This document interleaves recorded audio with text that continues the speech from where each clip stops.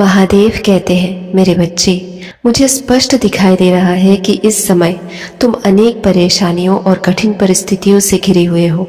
तुम जीवन के ऐसे मोड़ पर खड़े हो जहां न तुम पीछे मुड़ पा रहे हो और ना ही आगे बढ़ने का रास्ता तुम्हें साफ दिखाई दे रहा है। तुम्हारे भीतर एक निरंतर संघर्ष चल रहा है। एक और थकान, भय और उलझन है तो दूसरी ओर साहस, जिद और आगे बढ़ने की तीव्र इच्छा।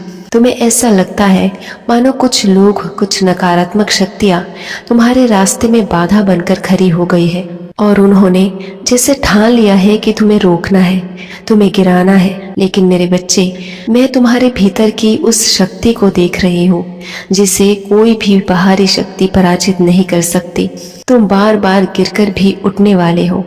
तुम हार मानने वालों में से नहीं हो और ना ही पीछे हटने वालों में से हो। तुम्हारी सोच एक योद्धा की है, एक राजा की है, जो हर परिस्थिति में डटकर अपने शत्रुओं का सामना करता है। चाहे हालात कितने भी कठिन क्यों ना हो, तुम्हें हारना नहीं है। मैं ये भी देख रहा हूँ कि तुम्हारे कंधों पर बहुत सारी जिम्मेदारियां हैं और इन्हीं जिम्मेदारियों के कारण तुम अत्यधिक तनाव में रहते हो। तुम्हारी ऊर्जा व्यर्थ हो रही है, तुम्हारा मन अशांत हो रहा है। लेकिन तुम्हें ये समझना होगा कि यही ऊर्जा तुम्हारी सबसे बड़ी ताकत है। उसे व्यर्थ मत जाने दो। इसे अपने लक्ष्य की ओर लगाओ।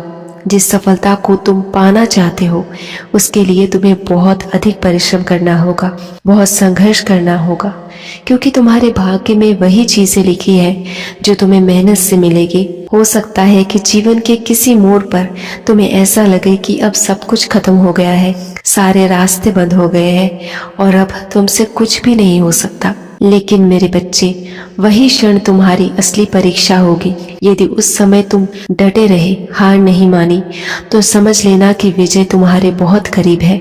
हमेशा ये स्मरण रखना कि तुम कभी अकेले नहीं थे, ना हो और न कभी होगे। मेरी शक्तियाँ हर पल तुम्हारे साथ है। जब तुम कमजोर पड़ते हो, मैं तुम्हें संभालता हूँ।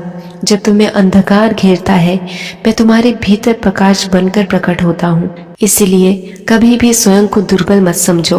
अपने आत्मविश्वास को बनाए रखो और निरंतर आगे बढ़ते रहो। तुम्हारी विजय निश्चित है।